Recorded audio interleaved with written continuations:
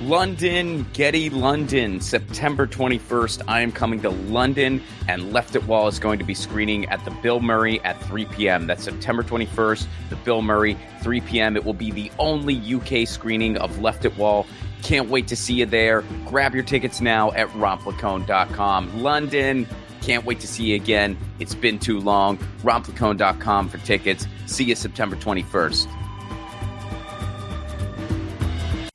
Episode 45, Marco Pinto. Marco Pinto is an Italian comedian and producer.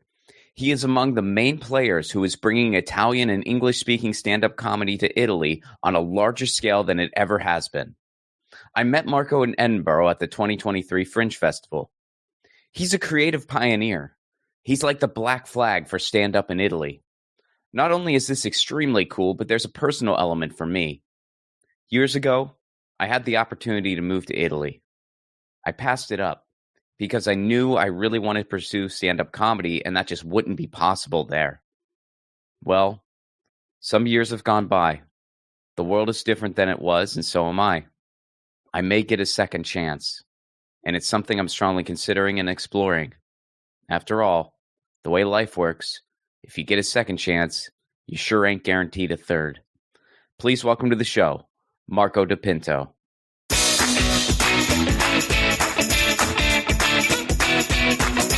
So Marco Pinto, good to see you again.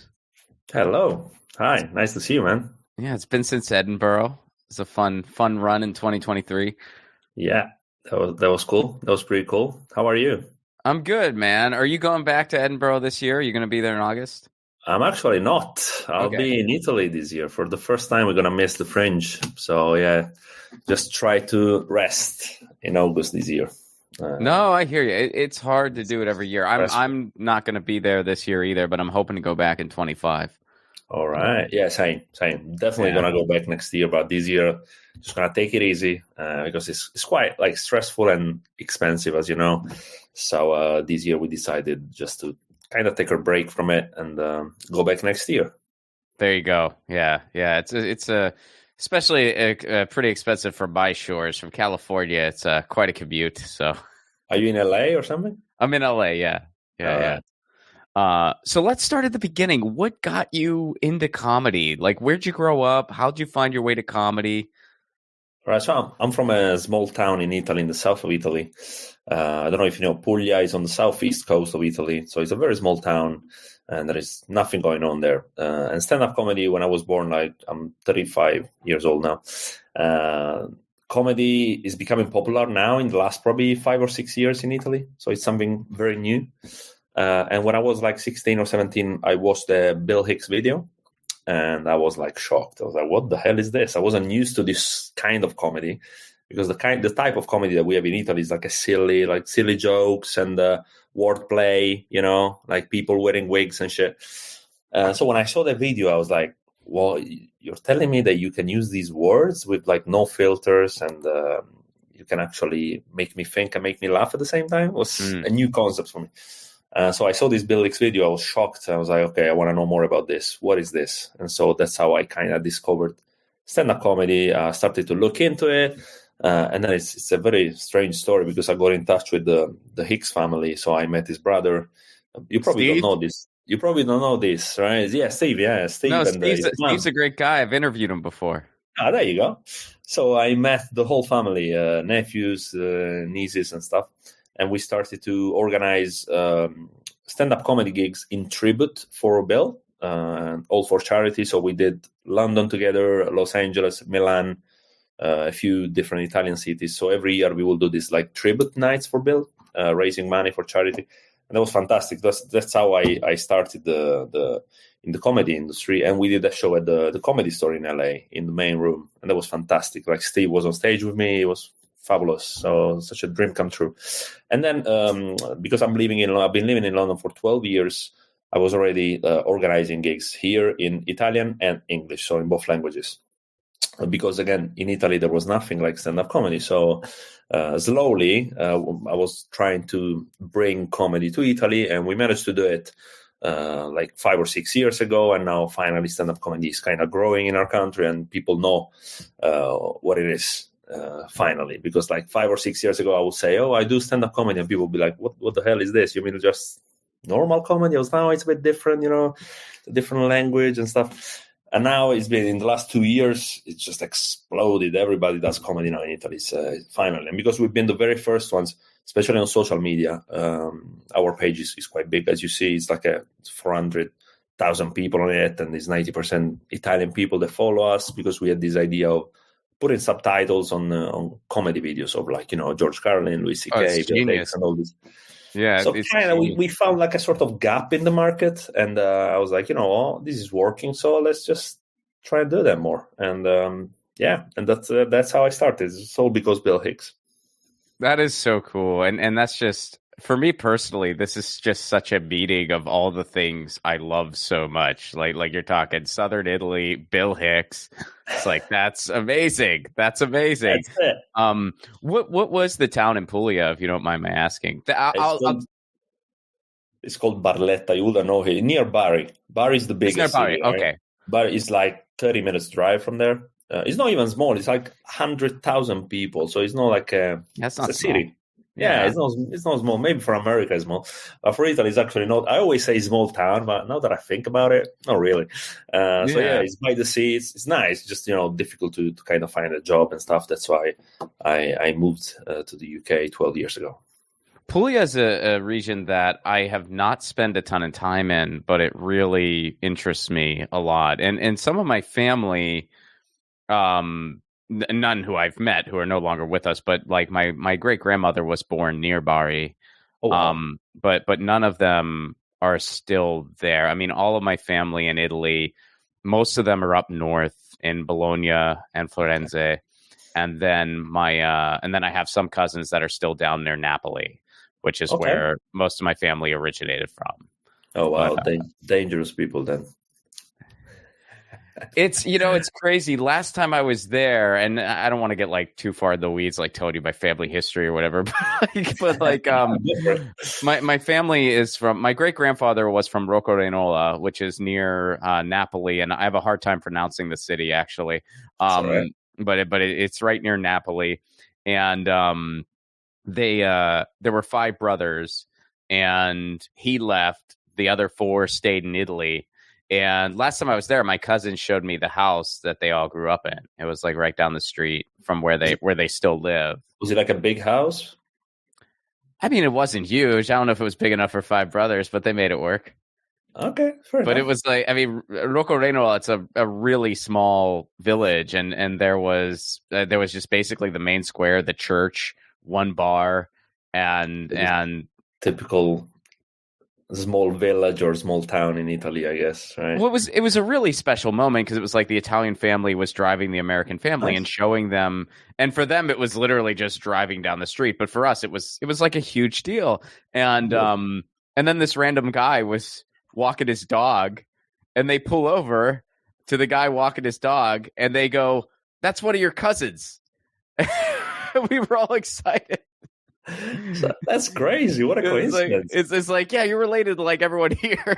Like, yeah, we know everybody. Like, your entire family is there. Yeah. Wow, that's crazy. That's nice. Yeah, and I mean, south of Italy is a lovely place. To go on holiday is perfect, but living there is, as you can imagine, is not easy. It's kind of tough. There's no jobs, you have to have a gig. Not really getting better at the situation, so that's why everybody goes to Bologna, as you said, to Florence, Milan.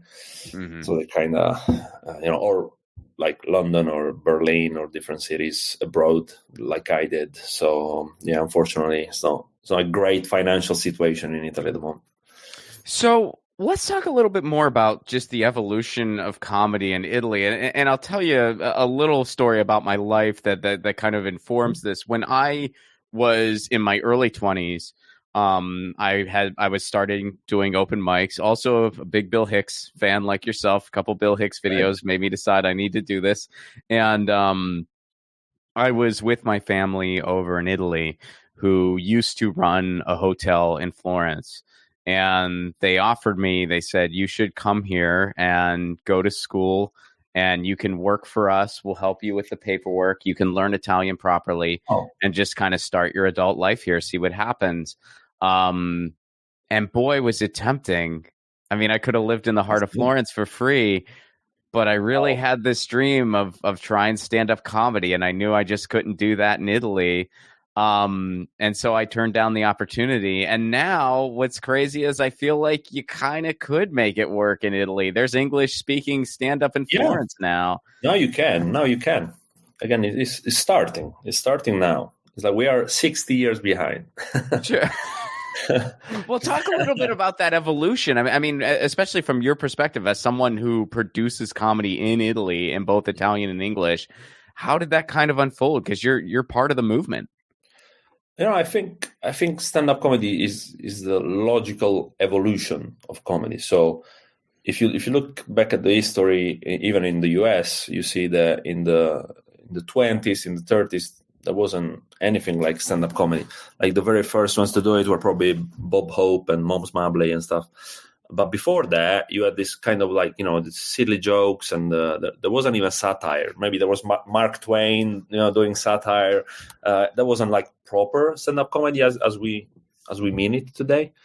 And that's the thing. Literally, Italy is 50 to 60 years behind, because up until 10 years ago, the only jokes that you will hear on TV was like, again, stupid, silly jokes like word plays, people wearing wigs, impressions. That's been comedy in Italy for 100 years. And then all of a sudden, there was a group of Italian comedians that actually tried to bring comedy. They were like, okay, we're doing this new thing, stand-up comedy. What's the difference between stand-up comedy and the comedy that you guys are used to? Is the language, right? It's a bit more like aggressive. It's with no filters. People usually, they don't do like impressions, or they don't wear wigs on stage, no props, right? So they tried to do it, but people didn't get it. They were like a bit, oh, what's this? We don't want to use this sort of language here, or especially on TV, something that it's really hard to bring on TV. And then I would say after COVID, then for some reason, this thing exploded. And I think it's also because of social media. So that helped a lot. Like a few comedians went viral on social media after COVID with their like very dark jokes as well. And there was something new, and people were starting to be interested. They were like, we're tired of this comedy that we've always had. We want something new, and this is like a new wave, and people are embracing it right now. And when we do shows in England, we see people like complaining about jokes and stuff. Well, in Italy now they're hungry. They want this. They want dark jokes. They want, the rape joke, the pedophile joke. There were things that in the UK were popular like 10 or 20 years ago. But now people in the UK are kind of very politically correct. And in Italy, people want this. They're like, okay, yeah, finally something new. Finally something that they got tired of the old comedy. So they're like the other end, like, take me on a freaking journey. Fuck yeah. And challenge me. Interesting. And finally, because like, again, up until 10 years ago, they were scared. And now they're like, wow, we like this kind of language. For some reason, has been accepted. All of a sudden, it was just overnight. I've been struggling for like at least 15 years trying to make people understand. And then all of a sudden, with Instagram and stuff, we noticed that there was a change. And now every single club in like Milan, Rome, they do comedy. They do stand-up comedy. Yeah. And they're like, okay, so finally we kind of made it. And if you look at the history of, if you see the most famous comedians in the world, Bill Burr, Louis C.K., Sarah Silverman, when they do a tour of Europe, the only country that they don't go to is Italy. Always. It's the only one. You can look at look at the Jeselnik latest tour. No Italy. Like the only ones that came over were Louis C.K. came twice, Gaffigan once, and that's it. Chappelle has never been to Italy, which is ridiculous if you think about it. Bill Burr has never been to Italy. The biggest, like Jimmy Carr has been once, but there is no other comedians that come to Italy just because there wasn't a scene. Now there is, because we built it from scratch, like literally. And now I think we're kind of ready for this.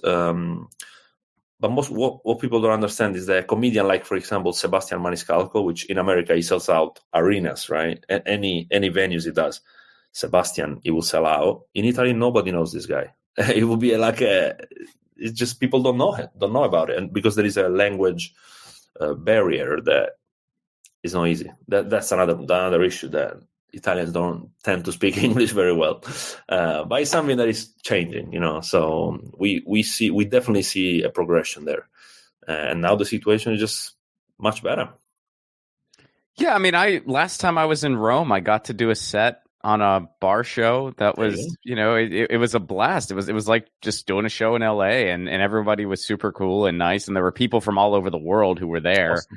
Awesome. And it was incredible. Well, so tell me about your first time. Like, did you just try to organize a show in your town, or what happened? The very first show I did, it was like a Bill Hicks tribute night. So basically, we were showing Bill Hicks clips on the projector with a big screen, and there were two comedians doing their set, like 15 minutes each. I was hosting. Where was it though? In Pisa. In Pisa? Oh, okay. So it was like college town. Insane if you think about it. Okay. We did one in Milan and one in Pisa in a few months apart from one to each other. And in the one in Milan, actually, the entire Hicks family came over. So they came over. His mom, brother, and sister Lynn. They were in Milan with me, and so we did like a Q&A on stage. It was incredible because for whatever reason there is like a Bill Hicks Italian community in Italy, and it's huge. It used to be huge. Now it's a bit it's not been very active on social media in the last 2 or 3 years. But 10 years ago it was really popular because Bill Hicks was the most popular comedian because of subtitles. There were videos with subtitles on YouTube, and so he's been the very first comedian that people in Italy actually got to know. So we did the show, and there was this Q&A. We talked about Bill, and there was like 150 people, which was insane because the average of our shows were like 15, 20 people maybe in the audience, again, because comedy wasn't a thing. So we did this in Milan, we did Pisa, and then I started doing a few shows in Puglia, in my small town. People liked it. It wasn't easy, like financially, there was no money involved. I was like, this is part of the process, so let's do it. So at the same time, I was doing shows in London and shows in Puglia. And, little by little, we got there where we actually built an audience. We had regulars coming every week. So yeah, everything started from Puglia, but I was living in London, so I had a friend help me out there. And that's it. And then when finally comedy got popular, people were like, oh, there was this guy, he was the first one doing this shit.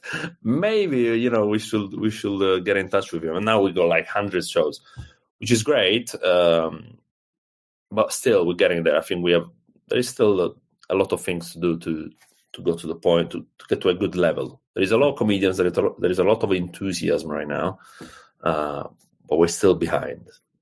That's what I always say. But yeah, I started like that. And my very first gig in English was in LA at the Comedy Store, which is insane. If you think about it, it's like that's nuts. I was terrified. The 2017, it was my first time on stage speaking English. And yeah, my English is okay, but I was like, wow, what the hell am I going to say to these people in the main room of the Comedy Store? Like 400 people. And so me and this friend of mine is a comedian, Brenton Biddlecombe. He's a very well-known comedian in the circuit. We hosted the show together. Again, the Hicks family was there, and we invited some Bill Hicks friends there. It was just amazing. There were so many, like, even famous people in the crowd. It was insane. It was just, for me to be there, the very first gig in English, I was like, wow. Whoa, yeah, that's quite... What am I going to do in my life now? I've done the best comedy club in the world.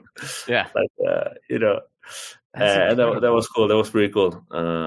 So, yeah, the LA experience was amazing. I've been to LA 3 years in a row. I've been on holiday there. And then when we did this show, it was just, wow, this is what I want to do for the rest of my life. I never wanted to perform. I just like to organize and do the behind the scenes, so that's what I like. That's awesome. I mean, yeah, you've put an amazing thing together. So what brought you to London then? Was it strictly comedy, or was it just I need to find work, or was it a combination? Like what got you to London?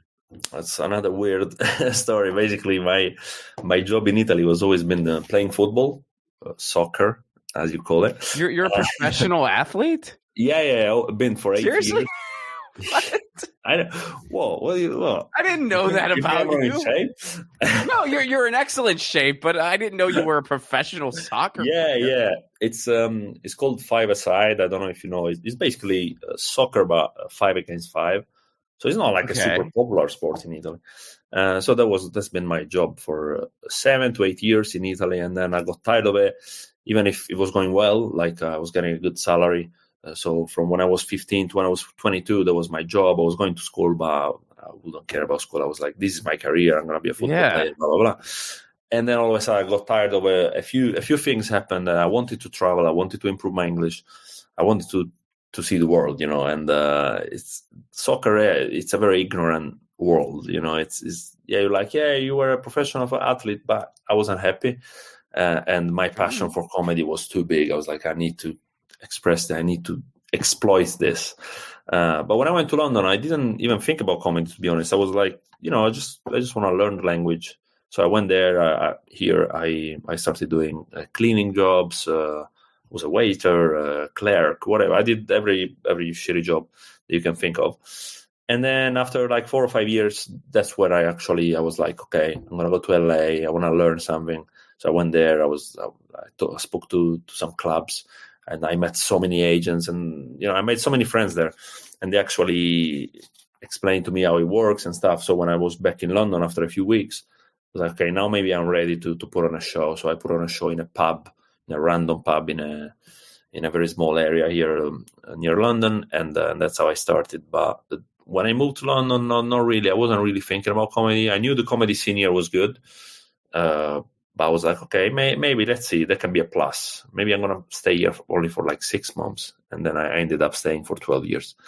So yeah, that wasn't the main focus, to be honest. I still tried to get a job as a football player when I came, but then I failed miserably, and that's So I'm like a failure, and that's why I do comedy. You're definitely not. You're a professional athlete. Yeah. I mean, you've succeeded in multiple industries where most people don't succeed. So yeah, there's still a lot of work to do. Again, I'm happy where things are right now in Italy, but still there is a long way to go. I think it's so beautiful, and I'll tell you a little bit, and I'm pretty sure you were likely the producer behind this. A lot of times when I talk shop about comedy around the world, I'm talking shop with a handful of buddies. One of them is Judah Friedlander. And he was the one who told me, he's like, dude, there's a scene in Italy. He's like, there's a scene. Yeah. Well, after I met you guys, I met you and I met Tiziano. Yeah. And then I saw you both were mutuals with Judah. So I'm like, okay, that's probably the people that brought Judah in. Oh, that's the thing. We brought him to Italy, and there was like in a beautiful theater, like 400 seats, and there were 90 people in the crowd. Mm-hmm. So, but this was like before COVID, so it wasn't an easy situation.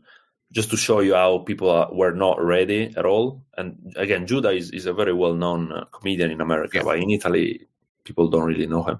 Mm-hmm. So that was nice, but at the same time, it was frustrating because you're like, oh shit, I made all this effort. We spent so much money doing this. And people don't understand how great this comic is.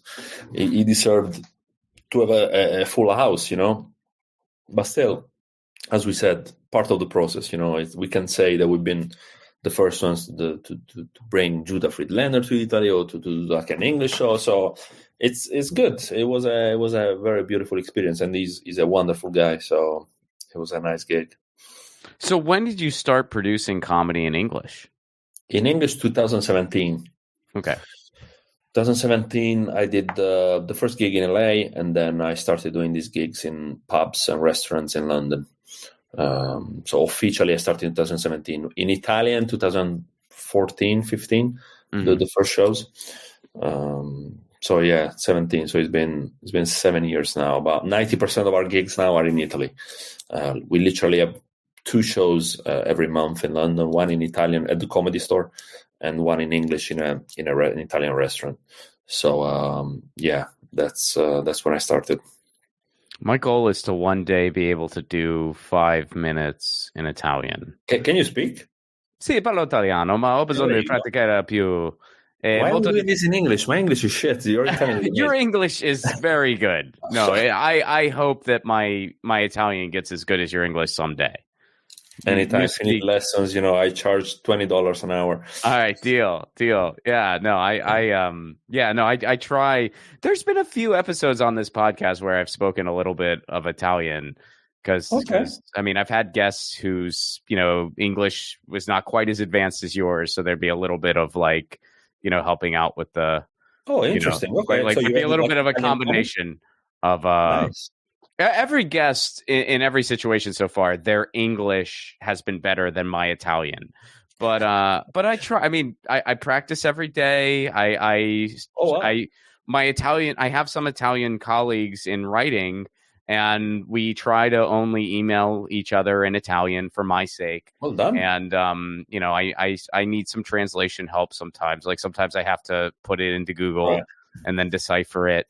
But that helps me learn, like it helps me because I'll be like, okay, the way they use this, and they try to write in a way that's not too advanced for me to understand, but some of it is still just above where I'm at, I'm going to ask you a question in Italian then.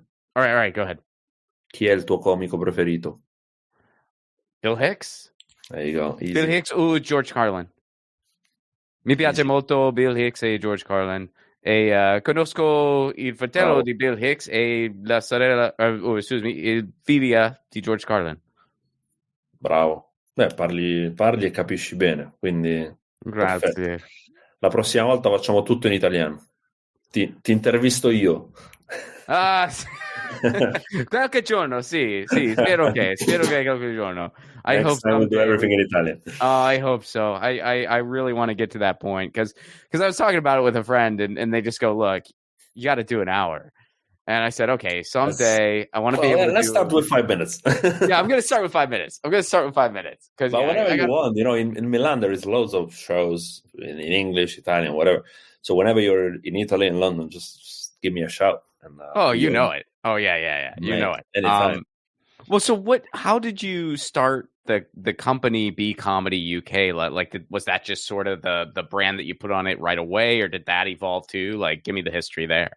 So the name, I always say, doesn't really have like an interesting story. I wish it had. So we started doing these gigs in my town in Italy, and we needed a name for the night. And the venue where we used to do these gigs was called Bebop, something like that.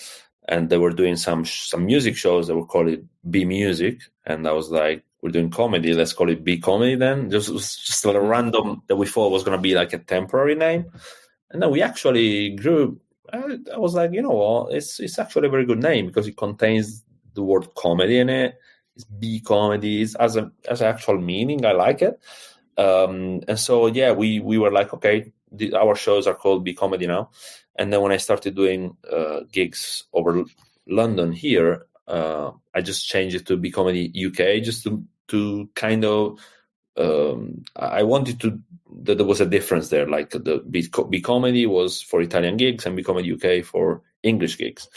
But now we have a problem because, like, again, 90% of our gigs are in Italian and in Italy.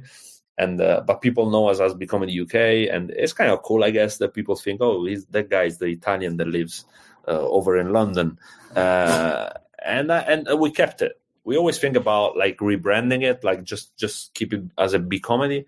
But for now, to be honest, it's fine. It's fine that way. Yeah, I feel like it's totally fine. And at like 400,000 on Instagram, you might as well just keep it. I mean, That's the thing. The thing. And then Instagram exploded like after COVID with the subtitle idea, which I didn't think it was gonna be good because we tried many things. Like I tried posting quotes, I tried posting photos, whatever, and nothing worked. I was so frustrated. And then randomly I was like, I used to do subtitles on YouTube for Bill Hicks, George Carlin. I'm gonna do the same on Instagram because nobody's doing it. Again, I was like, this is like a gap in the market, in the industry. Let's see what happens. So I did a couple of videos and they got like 1,000 likes, which was a lot at the time. Yeah. And I was like, okay, this might actually be a good idea. So I just kept doing it. And now it's great. It's working, and that's what we do. We got a few problems because we always get reported because I like dark, as you know, dark jokes and stuff. So I very often post very dark shit, and people report it and don't like it, and so Instagram puts my videos down every day basically. So we don't know how long it's gonna last. So I'm just enjoying it until it lasts. Yeah. Well, a lot of the comedy you post, I mean, it's stuff that's been out there in the culture for a long time. I mean, Bill In Hicks, America. George Carlin. Oh, okay. No, in Italy. All right. Again, Okay. in Italy, when they hear a joke about even the Catholic Church or the Pope and stuff. Oh, is that? It's okay. again. You can't go there. Just think about Italy as America in the 40s. It's the same. I'm not exaggerating. It's the same. It's the same. So that's why I keep saying that we are so behind. But again, very optimistic about it. I can see that the scene is growing and is improving, and the audience is actually much better now than it was 10 years ago. It's a process, we will get there at some point. Yeah, I mean, I think it's so awesome what you guys are doing, and I've wondered, like, do you have also interest from a lot of international people who have ties? Like somebody like me, who's an Italian American, relatively close with my family in Italy. And, there's just a lot of cultural interests that I have there. I love visiting there. I love going there. And, especially with some of my writer colleagues, there's sort of like this mutual, fascination. Like I could tell one of my writer colleagues, he's really into The Big Lebowski. Like he loves that movie. There you go. And right near where I live is the hill where they threw the ashes in the movie. No way. Hill. Yeah, so I live near that. So one day I took a picture of that hill for him, and I goes, "Yeah, this is the hill," and he was all excited. Amazing. And then simultaneously, like, I'm really intrigued that he like wrote for a leftist Italian newspaper and stuff like that. Like, it's just really interesting to me. So he'll send me, like pictures of the newspapers and different like things that and I'm a big Zero Calcare fan. Oh, wow. And, you know him. Wow. Awesome. We got both of those. Now, that is somebody who I cannot understand at all when I watch that in Italian. He speaks like a sort of dialect as well, the Roman dialect, which is, even for me, it's not easy sometimes. So I totally understand the struggle, yeah. That's what my family told me, and also it's just so fast, like it's just way too fast. But we have both of those series in English, awesome. And we have it on Netflix. And so, I mean, I that's how I found him, and then through him, I've discovered a bunch of music too that I didn't know about. And I became really interested in the Italian culture. Huh? I'd like to think so. I mean, yeah, like I'm really into Gincane now. And I like Lialtimi and Lupin, and yeah, so I like a lot of like the Italian punk rock and stuff, and yeah, it's yeah. I mean, now I think now we're ready to host like English comedians and stuff. If we had this conversation again 5 years ago, I would tell you, no chances, don't even waste your time. But now, actually, there is a scene, and there is a lot of tourists, and there is a lot of international students, and people finally know what stand-up comedy is. So, every time there is a big comedian in Europe, I always try to kind of email them and say, guys, make sure you put Italy as well. I can organize a tour for you, blah, blah, blah.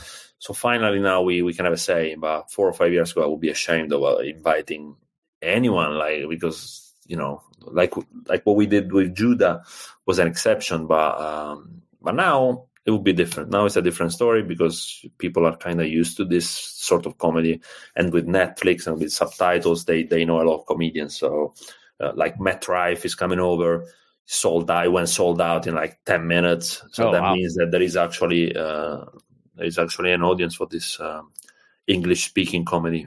Finally. So yeah.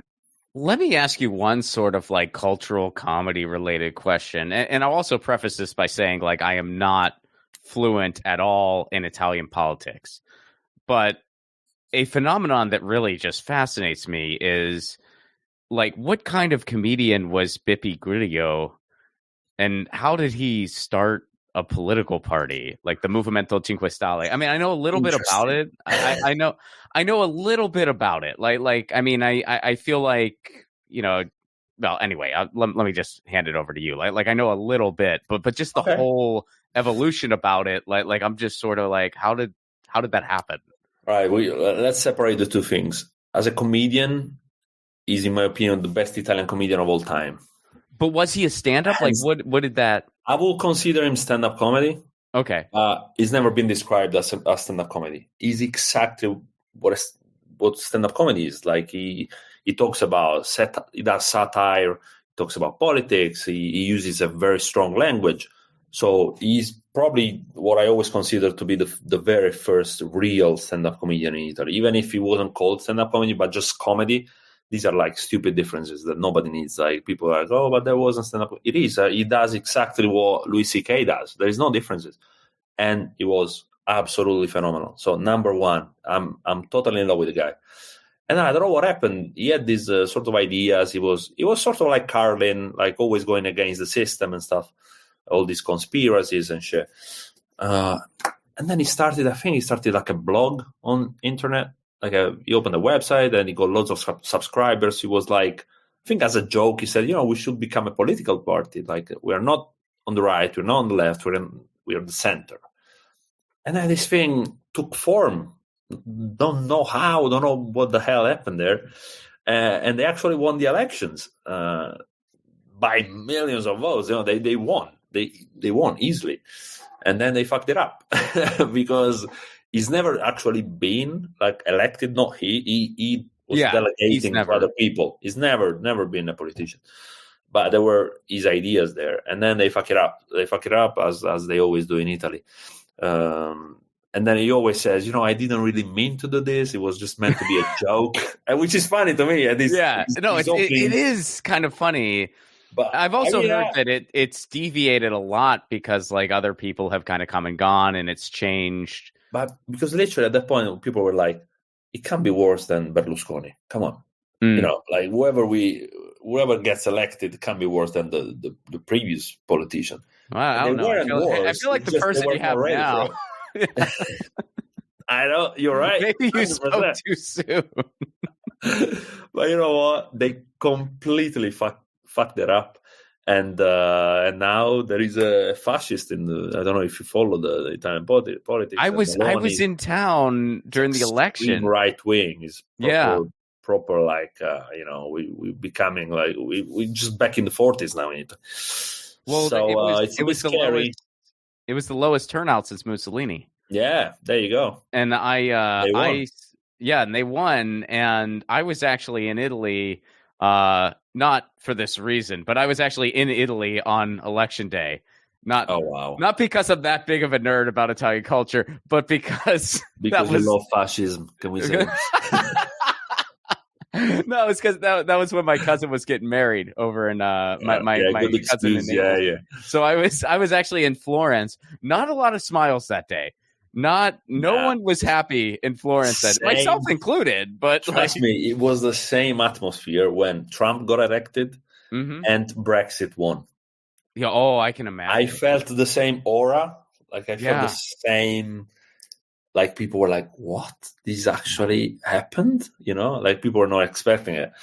And I remember when Trump got elected. I don't really like talking about politics because I don't really know much. But a lot of American friends were like, so sad. They were like, "Oh, we're moving to Italy. We're moving to London. We're moving." Everybody, I'm like, everybody's complaining. Who the fuck voted for this guy? Same as Brexit. Like in England, nobody voted for Brexit. Nobody that I know. They were like, "No, I voted against." So who voted for it then? Bullshit. Well, especially in Scotland. I mean, Scotland was like totally not for it, and they had to go along. Like they didn't have a choice. And did Brexit affect you at all? Not me personally, because I was here already for a few years, so I'm resident in the UK. I don't have a passport, but I'm kind of safe. But for people that were here for like 1 or 2 years, they had to go back, or they had to apply for citizenship and stuff.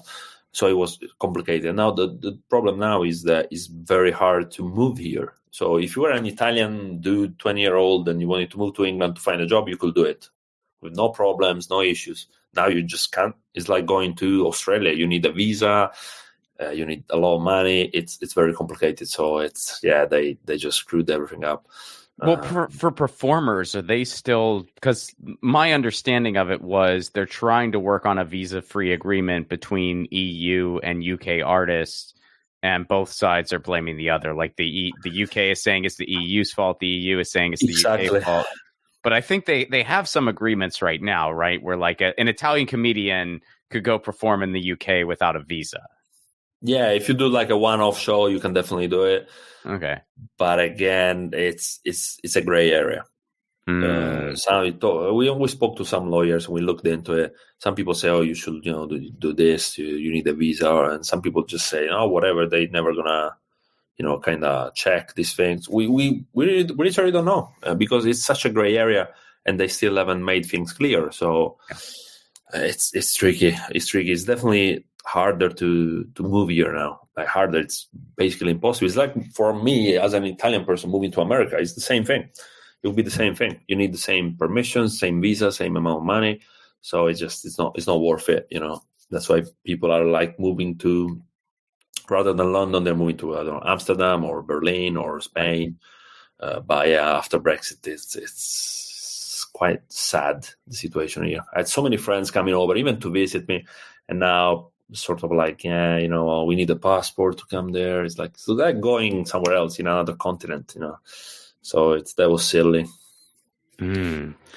So where can people go to learn more about you and learn more about everything you got? You learned that I was a football player. What else do you? Yeah, I had no idea. That's so cool. I mean, that's just like, oh, what was your job as a kid? Oh, I worked at a grocery store. Oh, I was a football player.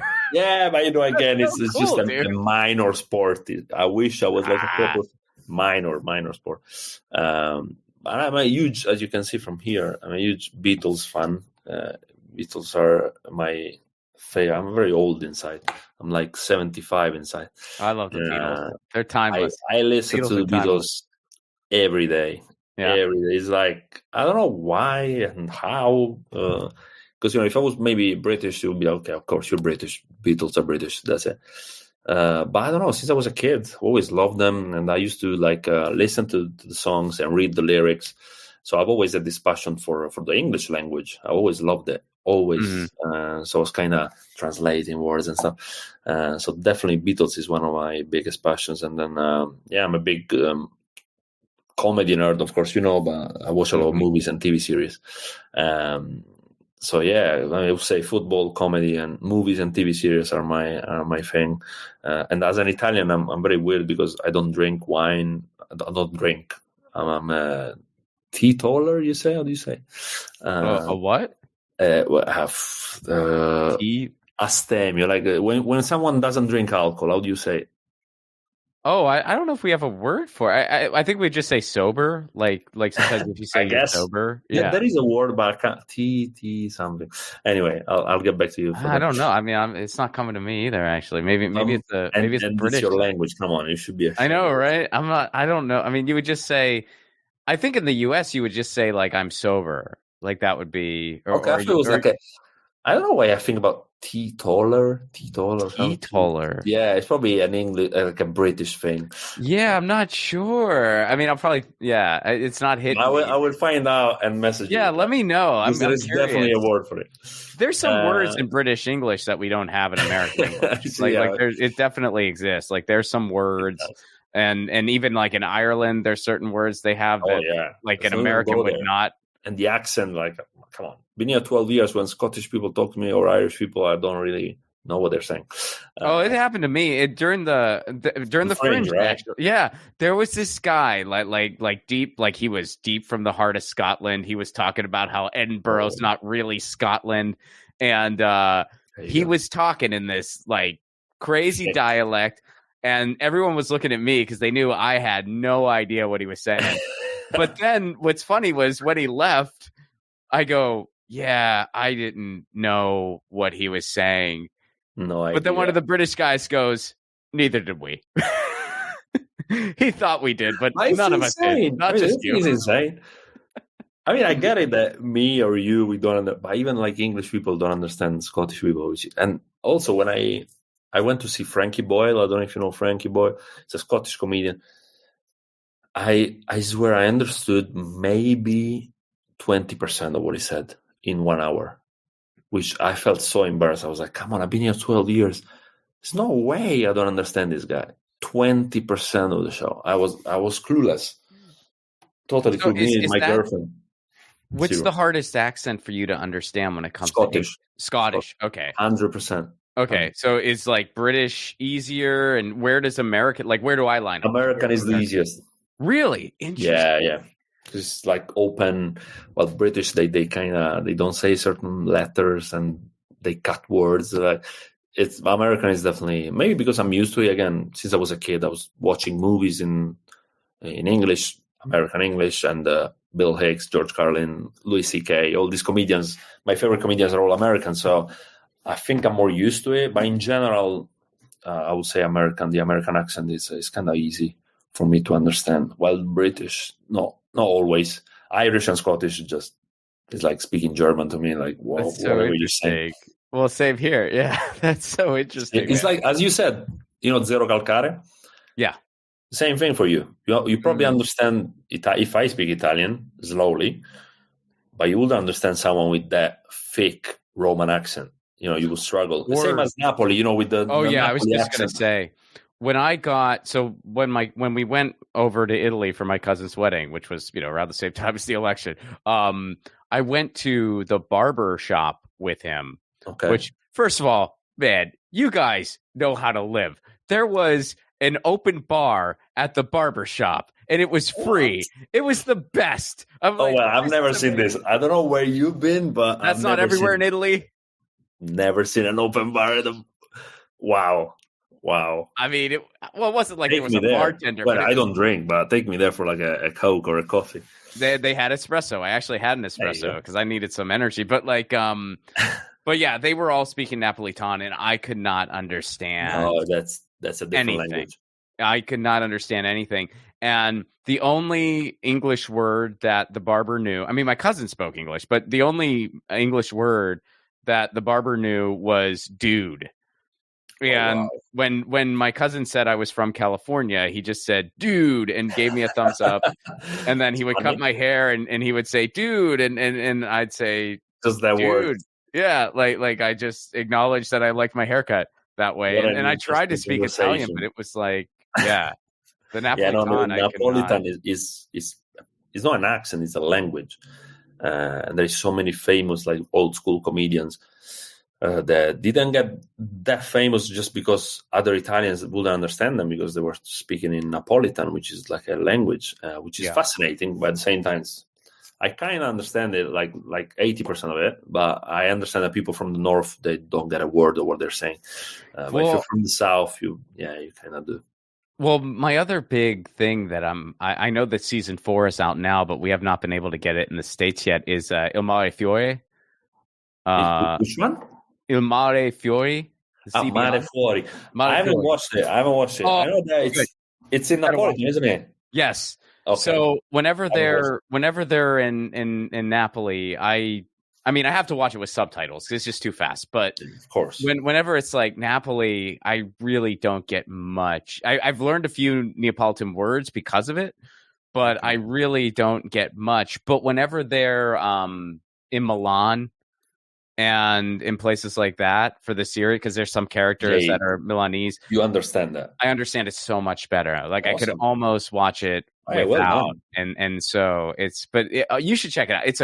It's a fun series. I know, it's not a comedy. It's not a comedy. I heard it's like Gomorrah. They was so famous. I haven't watched it. Gomorrah. I don't know if you know Gomorrah. It was a very. I know of it. I've not seen it. But what about you? What's the most difficult accent in America? Like, what part of the America you kind of struggle to understand? Like people from the South, North, East, is it South? I don't think we actually struggle to understand each other when it comes to American English. What was the weirdest one in your opinion? I guess the weirdest one would actually be the Mid-Atlantic accent that I grew up with. Okay. Which city? Like which area? I grew up in Pittsburgh, Pennsylvania. Pennsylvania. Okay. So it's like the Mid-Atlantic, like kind of Eastern Ohio, Pennsylvania, and then part of Eastern PA. It's a very particular accent, and it has a very odd. It's just a very odd accent, very drawn out vowels. Occasionally, I'll like dip into it a little bit, like certain words, it'll come out. and I can do it on purpose. It kind of sounds like this. You're watching hockey, you're watching the Pens play, and you're just going downtown. You want to get a sandwich, and you want to get some permanis and that. Yeah. Did you get any of that? High pitch.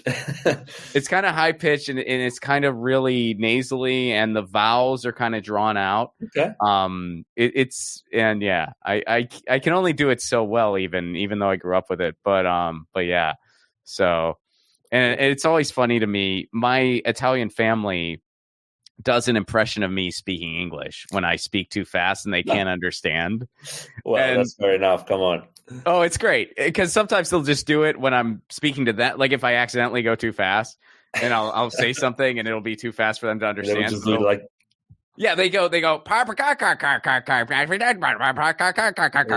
what it sounds like. So tell everyone, what is the Be Comedy website and social media so they can all go follow it? BeComedyUK.com and Instagram and Facebook, just BeComedyUK. You'll find us easily.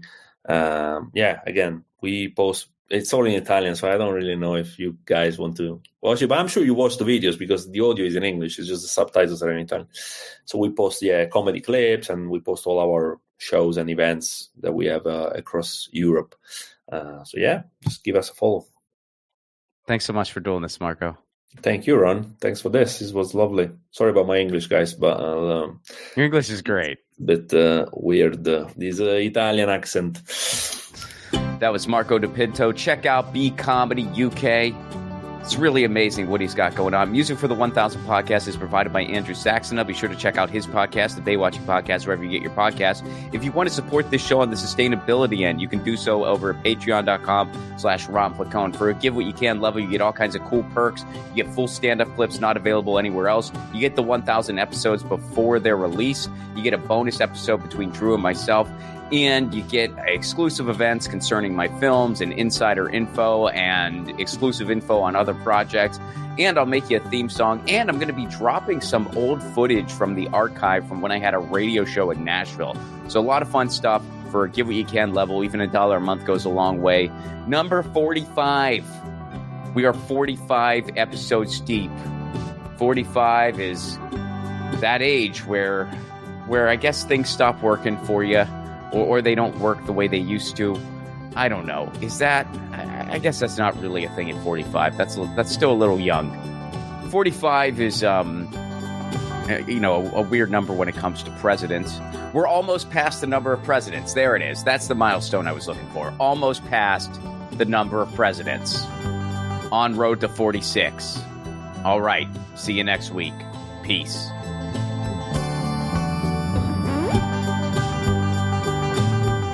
Hey guys, Ron Placone here. Take your own 1,000 challenge. No, you don't need to interview 1,000 people, although if you want to do that, go for it. Your 1,000 challenge can be whatever you want. Maybe you want to call a friend out of the blue once a week.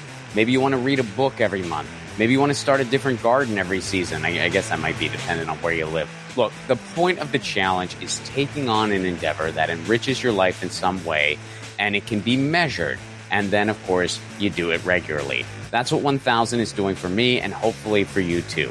The main reason for this podcast and every podcast I've ever done is to build community. So take your own challenge. Then join our Facebook group. It's called 1,000 What's Your Challenge? ? That's 1,000 What's Your Challenge ? And post about what your 1,000 challenge is and the progress you're making. All I ask is that people be encouraging of each other's challenges. This is personal and vulnerable, so be cool. There's enough negativity on social media. We don't need to add to it. For those of you who aren't on Facebook, hopefully in the future we'll be expanding to places like Discord, Reddit, but for now, we're starting on Facebook. And again, that Facebook group is called 1,000 What's Your Challenge? See you there.